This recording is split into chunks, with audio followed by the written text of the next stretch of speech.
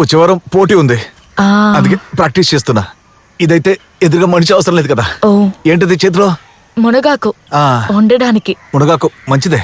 నేను అక్కడికి వచ్చి చూడొచ్చా? అలాగే రా.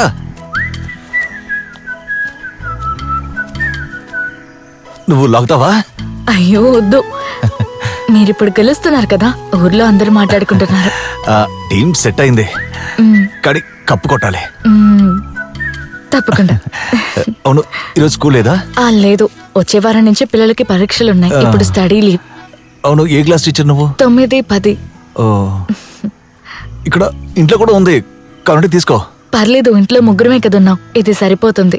నేను వెళ్ళిరానా?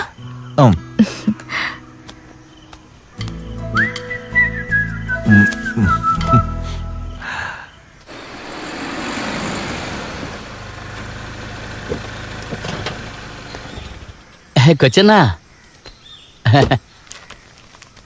కూర్చోన్నా, కూర్చో. నేను నీకు గుర్తున్నా నాన్న, యాంటోనీ జోసెఫ్ వాళ్ళ అబ్బాయిని. గుర్తుకురాలా? నాన్న మటన్ కొట్టు పెట్టుకునేవాడు, గుర్తుందా? మన మాంసం కొట్టు జోసెఫ్ వాళ్ళ అబ్బాయి.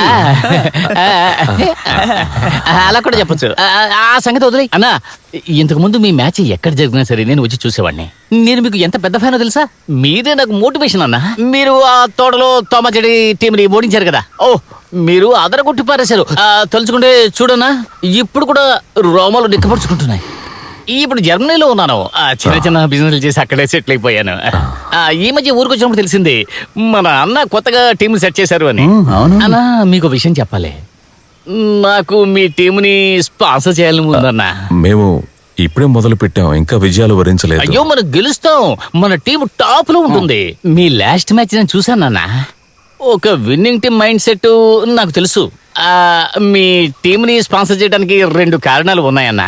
అదే నేను చెప్పాను కదా, చిన్నప్పుడు నాకు ఉన్న ఒక ఆశ ఈ ఆహా టీంకి ఒక పాటుగా ఉండాలని.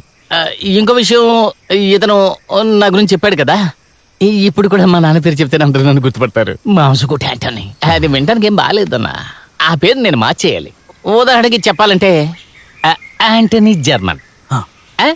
యాంటనీ జర్మన్ స్పాన్సర్ చేస్తున్నాడు ఆహా నెల్లూరుని. సూపర్ సూపర్ సూపర్ సూపర్, ఇది సూపర్. కొంచెం ఆలోచించి చెప్పన్నా. తర్వాత నాకు కోరిక కూడా ఉంది, మీరు ఎరుపు జెర్సీ వేసుకుని కోర్టు లోపలికి ఎంటర్ అవుతారు చూడండి, అది నేను మళ్ళీ చూడాలన్నా.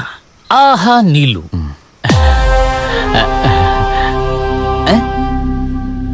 ఒకానొక సమయంలో ఈ పోటీకి సంబంధించి ఒక టీం నంబర్ 1 గా కొనసాగేది. ఈ టీం గురించి మన ఊళ్ళో మాట్లాడని ఏ ఒక్కరు కూడా లేరంటే అతిశయోక్తి కాదు. ఆ టీమే ఇప్పుడు ప్రవేశించారు, ఆహా నీలూరు టీం. ఇదిగో వాళ్ళిప్పుడు రంగంలోకి దిగారు. ఎప్పటి